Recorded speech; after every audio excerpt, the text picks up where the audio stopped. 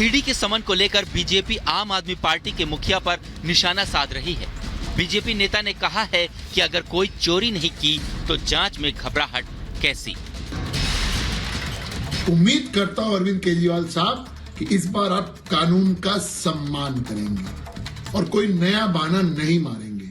जैसे आपने पिछली बार पहली बार बहाना मारा था कि मुझे मध्य प्रदेश और राजस्थान के चुनावों में व्यस्त हूं, और इस बार आपने कह दिया मैं विपक्षों में व्यस्त हूं। अब क्या नया बहाना होगा मुझे नहीं मालूम, लेकिन उम्मीद करता हूं जो ईडी आपसे सवाल पूछ रहा है उसके आप सवालों के जवाब देंगे। उम्मीद आपसे यही करता हूं। जिन्होंने चोरी नहीं की है वो जांच से कभी नहीं घबराते, पर यह बात अरविंद केजरीवाल जी पर तो लागू नहीं होती, क्योंकि कहीं ना कहीं चोर की मूंछ में तिनका जरूर है। इसीलिए पहले नोटिस पर जो ईडी का समन आया था उस पर बहाना बनाया कि मैं स्टार प्रचारक हूं, चुनाव में जाना है, चुनाव में तो नोटा से कम वोट ले आए। फिर उसके बाद दूसरी बार जब नोटिस गया तब उन्होंने कहा कि मैं विपासना करने जा रहा हूं, इसलिए मैं उपलब्ध नहीं हूं। अब तीसरी बार भी समन गया है ईडी का।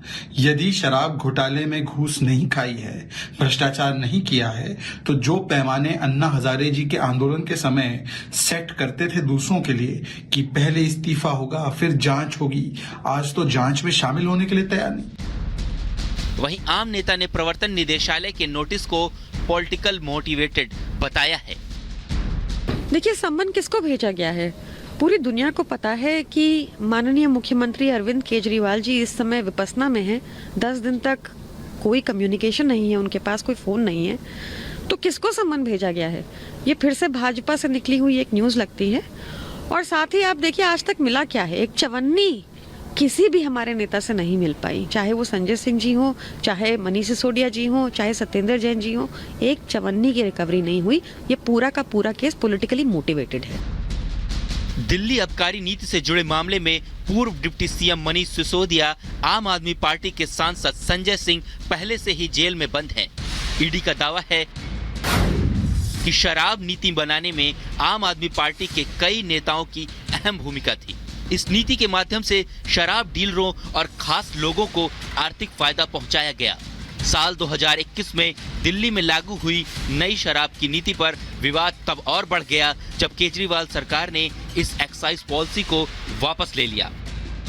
इस मामले में 2 केंद्रीय एजेंसियां जांच कर रही हैं। 16 अप्रैल को सीबीआई ने सीएम केजरीवाल से 9 घंटे तक पूछताछ की। उसके बाद केजरीवाल को 2 समन मिले, लेकिन वो पूछताछ में शामिल नहीं हुए। अब देखना होगा कि केजरीवाल नए साल में 3 जनवरी को ईडी के सामने पेश होते हैं या नहीं। Bureau report, Republic Bharat.